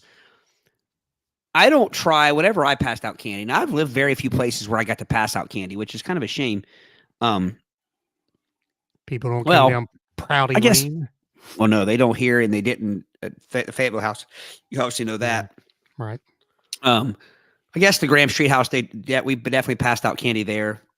But I mean, I can remember many a time when we lived at the first house we lived in, the Winchester Street house, making multiple trips up to the Fuel Mart to get candy, because I was out. So I am not stingy with my candy. I didn't try to time it and say, okay, or plan it like, okay, there's 75 kids under the age of 12 in this town. I'm going to buy 80 pieces of candy. So I don't want to make it sound like I was stingy my candy. My whole thing is, it's like I am with everything in life. The behavior has a lot to do with it. I don't reward bad behavior, no matter what it is. My own kids, my students, I don't do that. So I will agree that there's no kid too old to get candy, but I also don't think that they should come up and be a jerk and expect it. Right. Say trick or treat, or say, hey, can I have a piece of candy? So whatever. I mean, say, hey, but don't come up acting a fool and expect to get candy. Expect to get rewarded for it. So Gary says most teenagers he sees are just hanging with their friends and avoiding interaction. I'd rather they know we see them for good and to avoid the bad. Yeah, and that's true. That's true. But I also think that there's a lot of pranksters out there. Yeah, and I agree with John or James. I'm sorry. I think you got to be in costume. Dress up. Yeah. They make So costumes for all. I've only lived in one place where trick or treating was a thing, where I was handing out candy, and living in Beacon Hill, I believe every kid from Georgetown north to the northern border of Brown County came to Beacon Hill to trick or treat. I mean, it was an absolute madhouse, and the amount of candy you handed out there was just insane. Yeah. Our trick or treat at Lake Winoka, at the campground trick or treat, is a huge deal, and people go all out for it. And you will find various. In fact, there's adult trick or treats, like they had the Jello shot, like for the adults, where they had treats for the adults and things like that. So, that is a wide age range. There's a little bit of, that kind of changes the dynamic. Yeah. Yeah. I mean, in some ways, you could argue that the older the kid, the kind of the more fun it is in a way. Like you said, you get the little kids, where the toddler, the 1-year-old where the parents carrying them up and stuff, they can't eat the candy. They can't really. So in some ways, that's, I kind of always enjoyed passing it out to the 11, 12, 13, 14, 14-year-old. Yeah. Yeah. But then at some point, though, there is something where it happened with both of my kids where they change over and they want to be the passer outers rather than they want to be the Right. candy, the candy givers rather than the candy, Receivers. collectors. Yeah. I can remember doing both. I can remember kind of doing a little bit of both. Right. Passing some out, going and getting some. Hello, wifey. Yes, we did have so many kids from all over in Beacon Hill. I'm sure. Got none in Buford. All right, real quick. Let's finish this list up. I'm on in the 50s.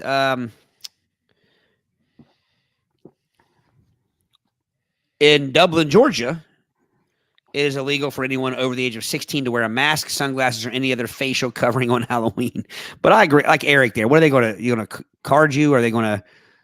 I mean, how are they going to know? True.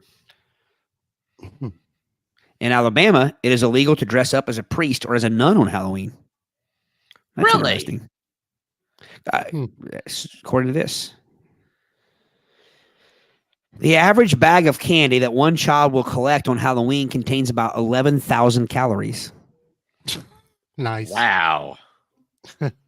We should pass out candy with oh crap, what's his name on the we should pass out candy bags with what's his name on the side of the bag, the diabetes guy. Oh, Wilford Brimley. Wilford Brimley, yeah. Diabetes. So apparently this one, I'm just going to fly through these last couple. The milk dud was originally a mistake.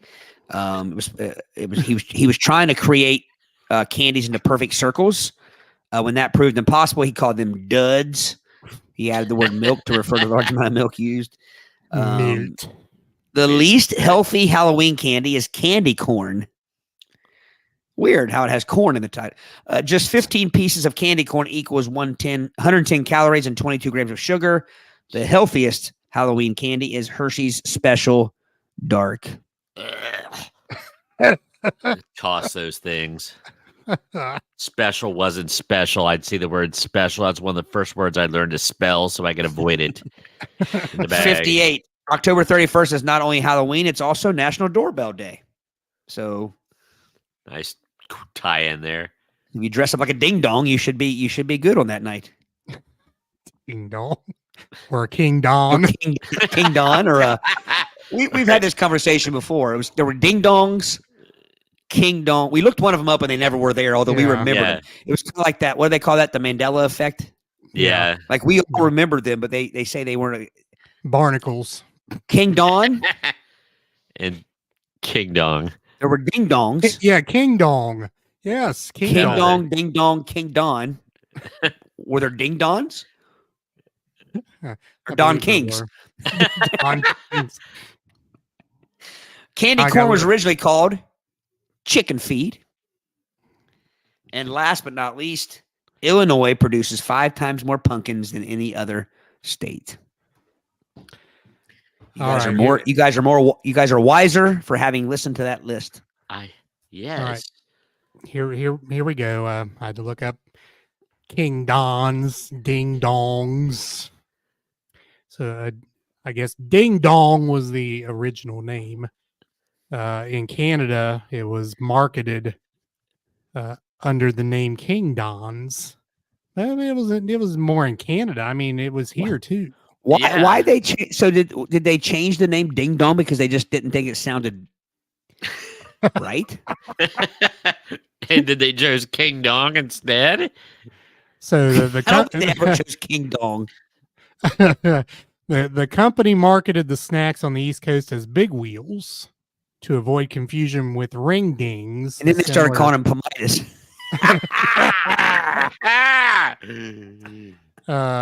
Let's see. The names were consolidated in 1987 when a short-lived merger of Drake's with Hostess parent company, then Continental Baking Company, briefly resolved the Ring Ding Ding Dong conflict. So there were ring dings? One of the great world conflicts, the Ring Ding Ding Dong conflict. right up there with World War I and the Civil War. Yes. So Hostess, when the merged company broke up, Hostess was once again forced to cease using the Ding Dong's name in areas where ring dings were available. The compromise sounded like name King Don's lasted until Interstate Bakeries Corporation, which has recently merged with Hostess parent company, bought Drake's in 1998. The Hostess product was then sold under the name Ding Dongs throughout the United States, although it was still sold as King Don's in Canada. But none of that explains how they came up with the words to use. Why king? Where did that? I mean, what? Because it rhymed with ding. King. Does it rhyme But with fling dongs, fling dons, That's afterwards. or cling, or Klingons. I don't know why. I would love to know why they felt they needed to change the name. I mean, there's nothing wrong with a ding dong. I mean, there's nothing wrong with that. It's the sound a doorbell makes.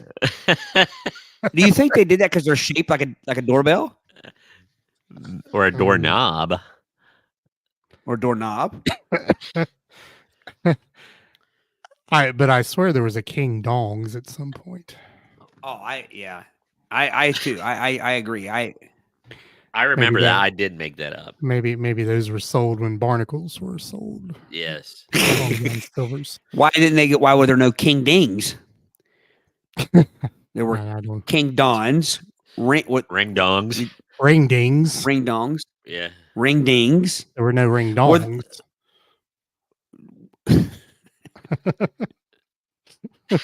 So did the size ever change? Like when they put king into it, did it get bigger? No. Well, here's the thing: if I had been eating ding dongs as a confectionery, and then all of a sudden I see at the store they have King Dons, I'm thinking that's a bigger ding dong. That's a size increase. Would you agree? I mean, like when you see a king cobra, think about it. Yeah. King cobra's a big snake. When you see king, he you wasn't think big. Ding Kong. He was King Kong. Exactly. Yeah. They don't call them the ding cobras. I think King King Don. King Don just lied about his size. So did Don King get his name from the King Dons? I don't know. Could be. Because I bet Don King is not his real name. Oh no. All right. Yeah. So Becky loves candy corn, especially mixed with peanuts. Oh, it tastes like a potato, doesn't it, Becky? Mm. You know how many people, Becky, that I have had say they hate King Dong. I almost said they hate King Kongs or King Dongs. No, they say they hate candy corn, and when I have them try the candy corn mixed with peanuts, they like it. Yeah. So I think that's one of those things, Aric, that you don't have to like either ingredient to like. Put them together. There. Yeah. Yeah. Gary simply says crisis averted. The So- ring ding, King Dong, King Don crisis averted. So do you think that Becky? This is another question for Becky.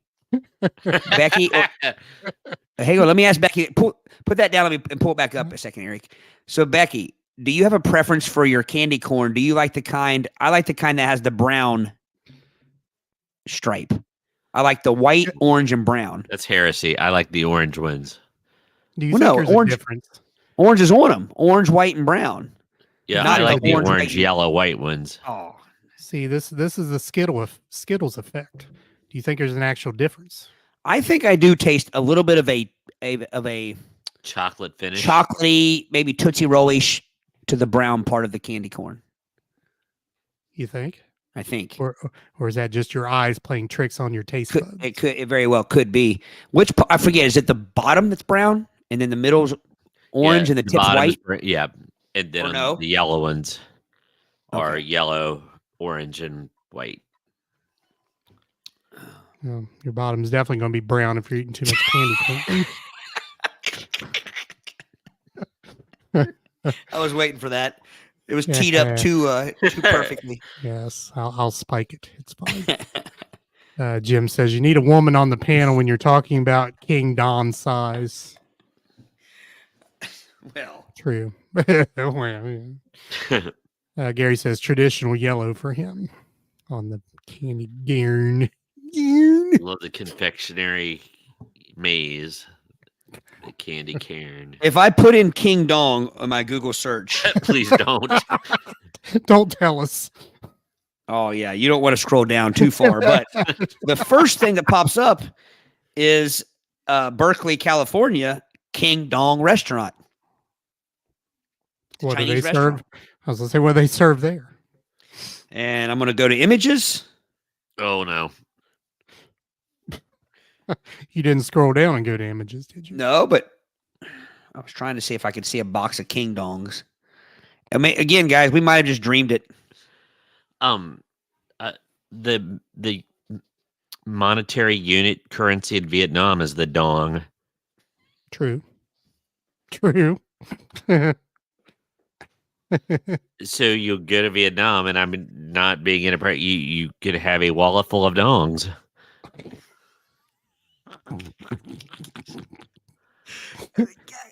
I have never had so many jokes warp speeding through my head. I mean, I have an aneurysm from I'm wanting to afraid to make a say joke. all of them. My gosh. Yes. Yeah. Oh, Andy.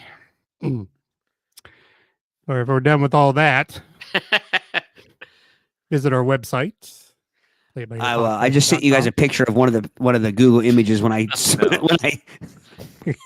when I Googled King Dong. All right, Gary has an explanation. They originally called ding dongs, but hostess thought it sounded like phallic euphemism after the What? Cheech and Chong album Blind No. Melon Chitlin. So hostess changed the name to King Dongs, but then they decided that sounded even worse, so they called them King Dons. That's that what true, I've Gary? always heard. Is that true? Is that true, Gary? Or did There's you way too many quotation marks there for that to not be true. Yeah. see? No, I'm telling you. But what about those hostess perverts that thought ding dong sounded dirty? What's up with them? Gosh, how immature. Well, which Yes. sounds worse, ding dongs or king dongs? Well, King Kong playing ping pong. I'm like, With his King Don. So is the King Don the paddle or the ball? What are we, 7? Yes. I think what happened is, guys, we saw this and our minds played tricks on us, and we added the G. Yeah, it could be. That could be, but So Gary got this from Quora. Quora is a sketchy source. Well, here's the bottom line, though. They were all quite tasty, and I would like to know who came up with the original shape. Who came up with a puck? Why didn't they call them king pucks or ding pucks or dong pucks? puck pie. Puck dongs or long puck dong. Careful there. They could have marketed off the popularity of 16 Candles and Yeah. come out with the long puck dong. Yes. The Donger. It's a great movie. Oh. Hi. There were very few cakes that had an edge on them. You know what I mean? They had an edge. They had a brim. Like they had a 90-degree edge. Okay. yeah, they had. Okay, It was a puck. It was literally a little thicker hockey puck. True that. Goodness. So I think we've totally exhausted the ding dong king dong.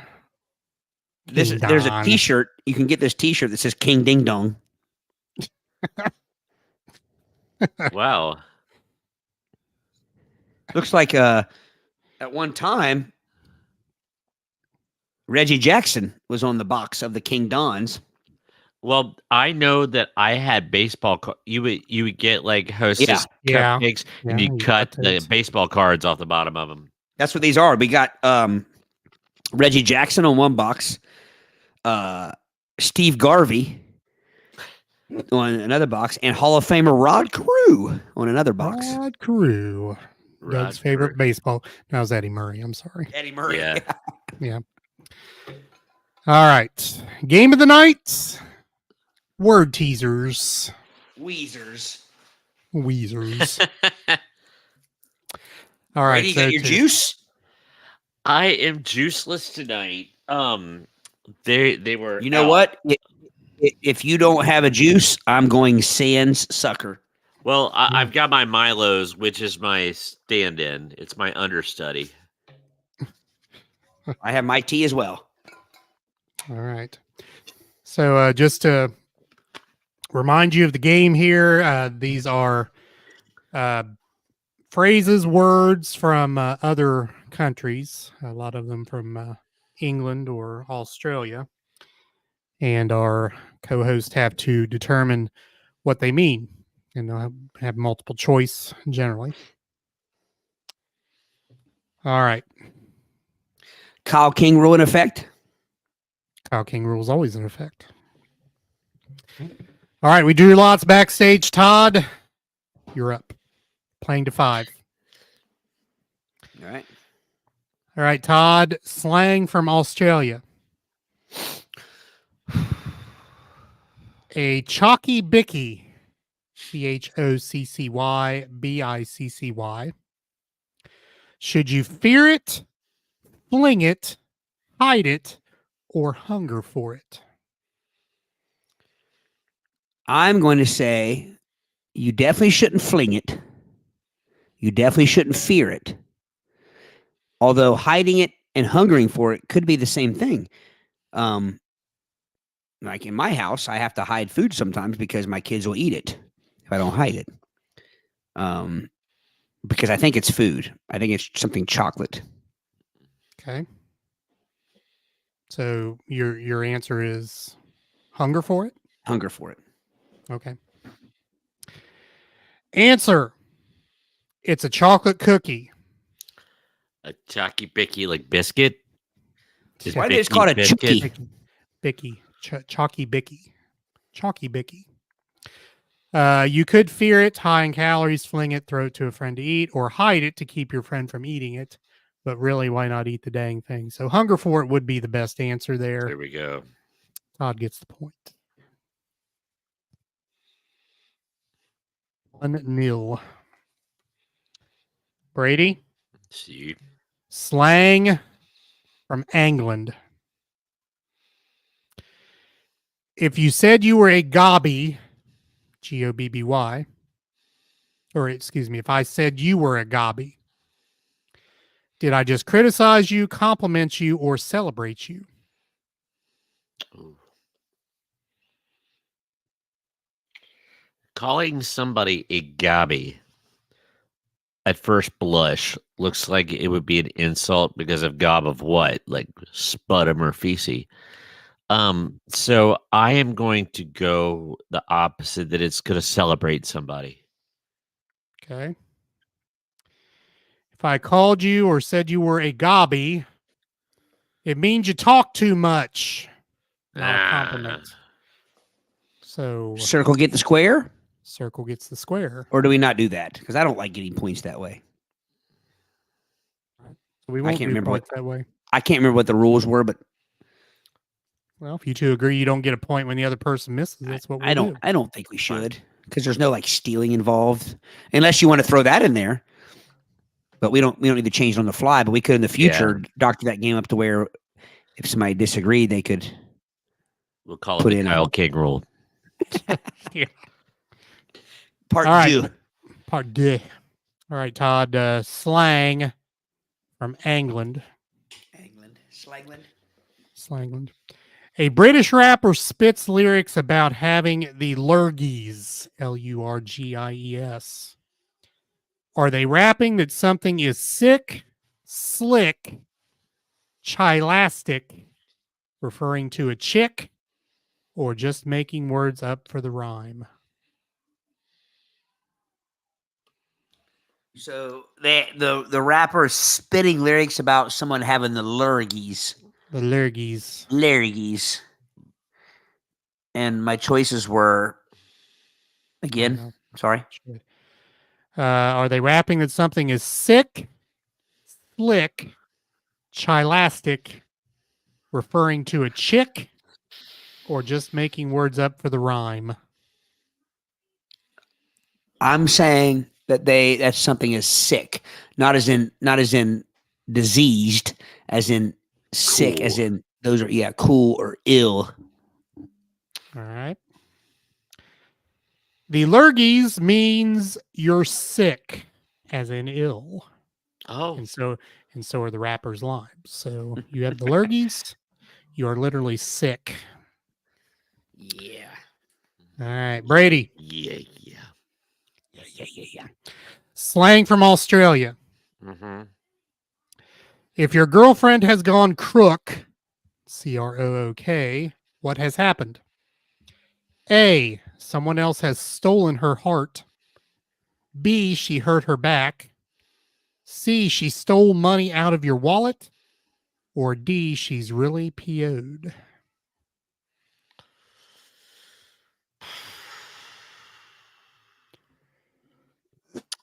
I think it's going to be that first one where she's stepping out Okay.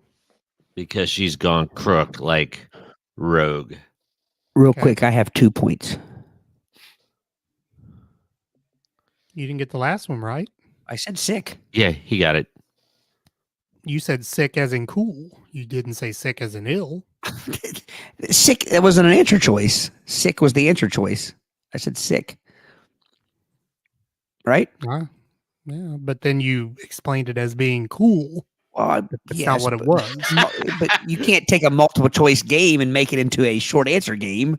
Well, you can't take a multiple choice and change the choice. So for us not to give any explanation of our answers, I can do that. I can say A, B, C, or D. I'll give you the point. I mean, frankly, Scarlett. I mean, As a teacher, if the answer was B and your student picked B, but then they said something else when they were picking B, you still have to give them the right. You have to give them the point. okay, so And just, you're and just tell them next time not to explain it.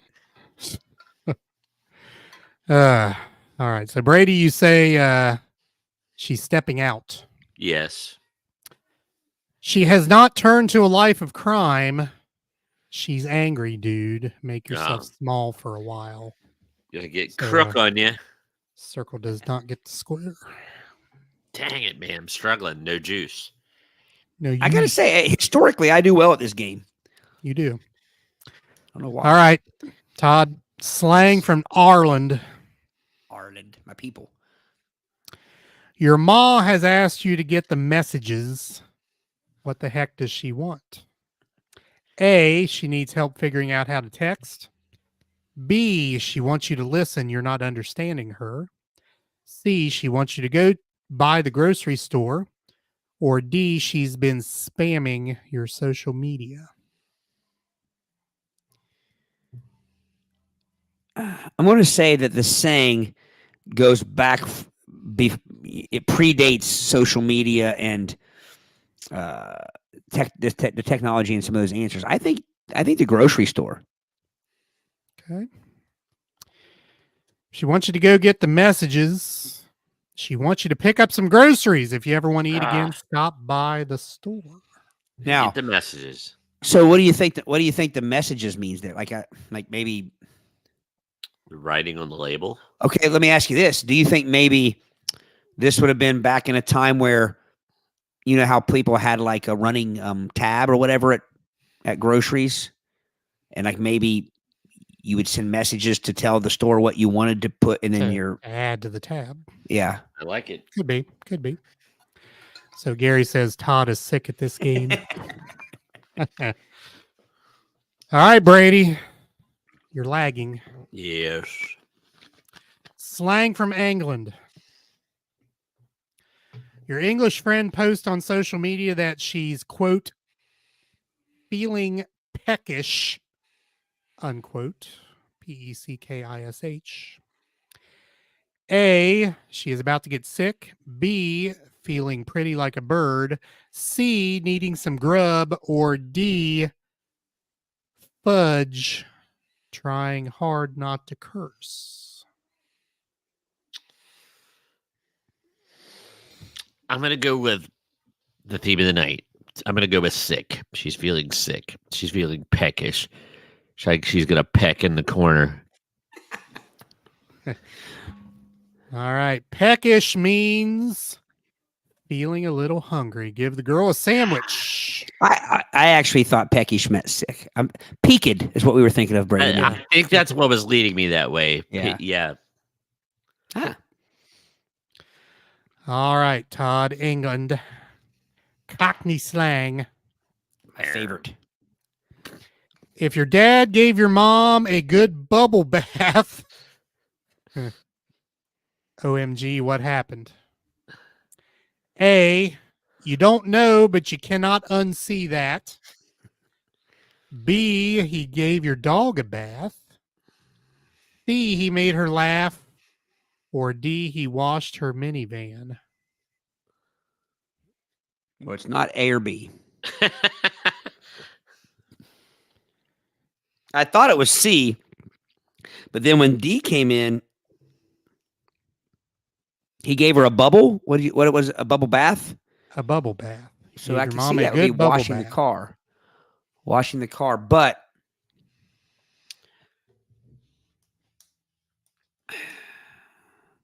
I'm going to say C. Like a C. gut bubble, like a laughing. Okay. Answer. Your dad made your mom laugh. That's why she married him in the first place. So he was spitting, you think, like those bubbles? No, I think it means there's a gut reference in there, like laughing. I know what the bubble gut is, but The church mouse squeakers. That would be a great like singing group, like a I think like of a a church ska singing group. band. Huh? I think it'd be a ska great band like church group, like a singing group. with the big church- fonts and The church like, house squeakers.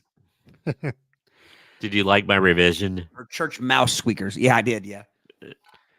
All right, Brady, we got to get on the board. I don't want to pulp us here. Am I in the barn? What's the He is in You the are- Baron. You're in the Bairn. All right, slang from England. You're thinking of buying a, quote, box standard, unquote. How will we know when you get it? A, you'll be living in a tiny dollhouse. B, you'll be driving a very basic car. C, you'll have new luggage. Or D, you'll have mailed yourself to Hawaii. Hawaii. I'm going to say a new car or a basic car. Excuse me, a basic car. A basic car. Box standard means very basic car, no bells or whistles. Hashtag boring. text coming? Brady gets Got on the board. So it will not be a pulpus. All right, Todd. Slang from Australia. Your secret crush unfriends you, and you're feeling Devo. See, you guys a text. Sorry. Your secret crush unfriends you, and you're feeling Devo. D-E-V-O. Whip it. Yeah, whip it good. Do do do do do.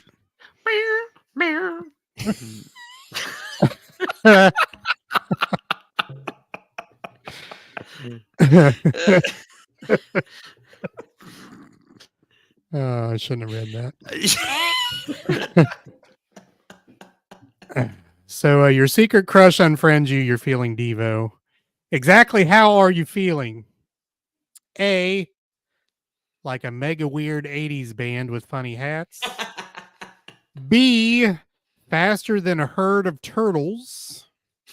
C, devalued like a third world currency. Or D, devastated and down in the mooth.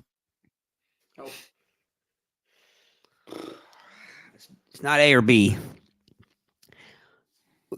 What's the term again? Devoed? Devo. You're feeling Devo? Devo. D-E-V-O. Can you please read C and D for me again? C, devalued like a third world currency, or D, devastated and down in the mouth. Devastated and down in the mouth. Downtrodden. Devoed. Devastated, down in the mouth. Down in the mount. Mount. Answer. Sorry to hear you're feeling Devo. Devo stated. Hey, they had the cooties anyway. So D is the answer. Yeah. So Todd Wins the game. out to a convincing in. I was off my gain. You were. It's the one game where your nautical trivia is no use to you. True My that. mariner skills.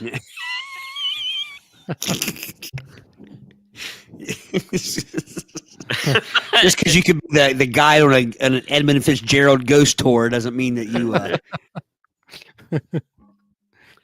All right.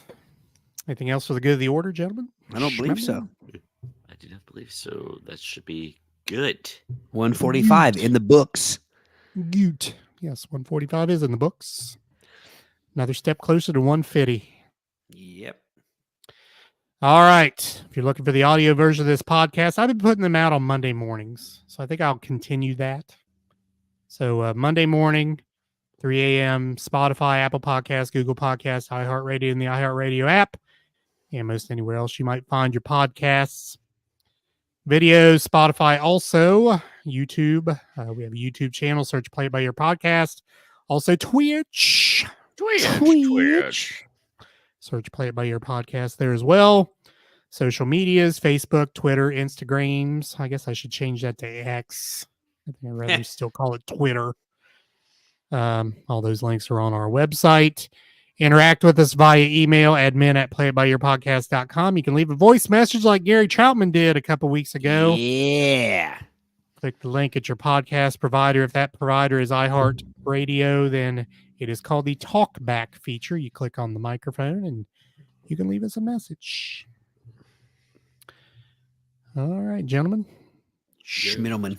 Schmiddleman. All right, we will Getting be ready to back go- here. I'm getting ready to go try some blueberry. What the heck was it called? Blueberry. Cobbler. Blueberry Cobbler. cobbler cheesecake. Mm. Yeah. Where'd you You get guys know that? how at the porch. So you guys should stop in the porch. I had some of their chili today.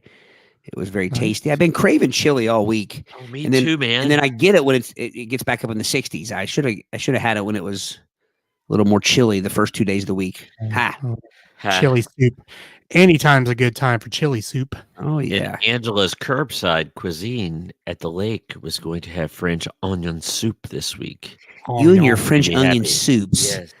Now I will say the only thing good about French onion soup is that bread blister at the top of like the once you get past that, there's not much because I like the bread cheese, boil. the cheese and the bread, whatever that Che- bunion is at the top of that, just that You that can't. solid French mass. onion soup is a whole another.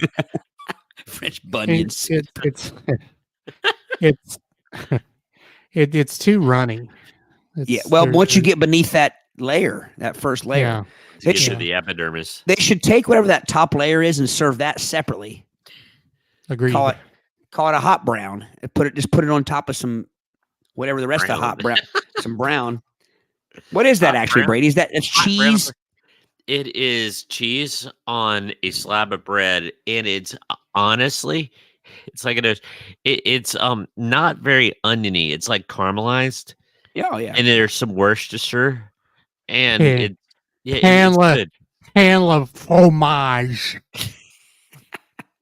My high school Well, French serves me. The thing I like about Really and I'll give a plug to the porch, a porch plug, if you will. Porch plug. The thing I liked about their chili is they didn't try to get silly with it. Don't put a bunch of stuff in it. Don't put a bunch of greenery. Don't Celery. celeries, peppers. Honey there- nut squash bits. There was literally beans, meat, and chili juice.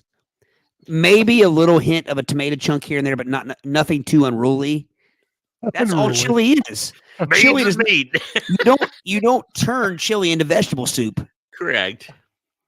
The way I like chili is I should be able to ladle it out and spackle it betwixt bricks. It should have some thickness to it. I don't want it too liquidy. No, you don't It want too should much be- flop. Yeah, I Yeah. mean, So But- there is vegetarian chili though. I know. It True. has no meats.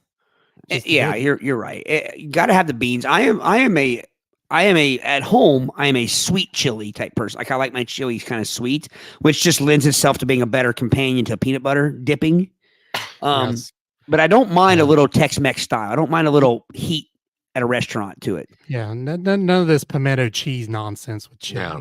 Oh, or I well, put hey, some, I don't know if she's still listening, but she's a grilled cheese with chili type person, which is ridiculous. when I make my chili, I like green chilies and tomatoes, and I put a little pop to it because Gotta I don't have want sugar it. in it. No, Gotta no, have no, sugar. That's what the green chilies are for. Green chilies aren't sweet. Exactly. You don't like any sweetness to your chili at all? No, Really? I like it on the fiery side. Now, no, I'm not talking about melt your mouth hot. I don't want it. I know what you mean. I'm wordless at the moment. I don't mind a little kick to the chili. I tell you who has good chili. Texas Roadhouse has very Yes. good chili. Agreed. Yeah, I don't mind that. And you Tumbleweed got to had great white turkey chili. yeah. Chili con carnage. That's after the fact. Whoa, Savannah. Easy. Eat, Oh, we're relax, getting way off the rails. relax. Put the Whoa. keyboard down. Step away from the. She says, Yeah. she says give you- peanut butter and pickle sandwiches with chili, grilled cheese with tomato soups. Certainly, you met peanut butter sandwich with chili and grilled cheese with pickle because I could understand that at least. Yeah. I like grilled cheese with tomato soup as well, Savannah, and so anybody who did not grow up in Russellville, Ohio, apparently knows that grilled cheese is for tomato and chicken noodle soup. Peanut butter sandwiches are for chili. It's just that is It's a that's long factual. way. That is that's factual. But the pickles, No. yeah, No. I've never even heard of that, Savannah. We- Wow. She Means I learned certainly us. don't want to taste it. Ugh. Yeah. But you know what would be good though, that I've never tried? Chili, peanut butter sandwich, but a fried peanut butter sandwich, like a I more know like what you mean. like a toasted peanut butter. I've never tried that with chili. Interesting. That could be good. Yeah. I'd try that. And I gotta say, boys, I do like pimento cheese, but not with chili. Matter of fact, I don't like pimento cheese as any kind of soup additive. I want my pimento cheese. I don't even like it on bread. I like it with I don't like crackers. to look at it. It doesn't look great, no, but it No. tastes pretty good on some Ritz or some what's those other Ritz or club crackers. Putting on the Ritz. All right, gentlemen. All right. Good show. Good We'll show. see you for episode 146 next Wednesday night at 7:00. So now I got to put the Savannah. We also grew up in Sardinia. Says mom got her started with a peanut butter and pickle because when she went to White Oak, well, there you go. There you go. It's White Oak. They gave pickles with peanut butter on chili day. Oh, That had to be like an accident one day, and then it just caught on or something. yeah. Yeah. They had some pickles they need to get rid of. You got your chocolate on my peanut butter. You got your pickle in my peanut. Keep your pickles to yourself. Is that peanut butter in your pickle, or are you just happy to see me? I would try it, Savannah. My ears are ready, pinned Bobber. back, Aric. I would try it only because I think a pickle is a pretty what do you want to call it? It's not a very abrasive addition to things. Can be. Well, that's true. I mean, I guess it I mean, depends on what if it's you got a sour dill, I mean that's gonna pollute most things you put it in. in. Yeah. I So- still think I want to try it. Not tonight, but I will try it sometime. We still need to have an episode where we try foods. Yeah. Yeah. All right. Now we're going for real. All right. Thanks for joining us. We'll be back next Wednesday.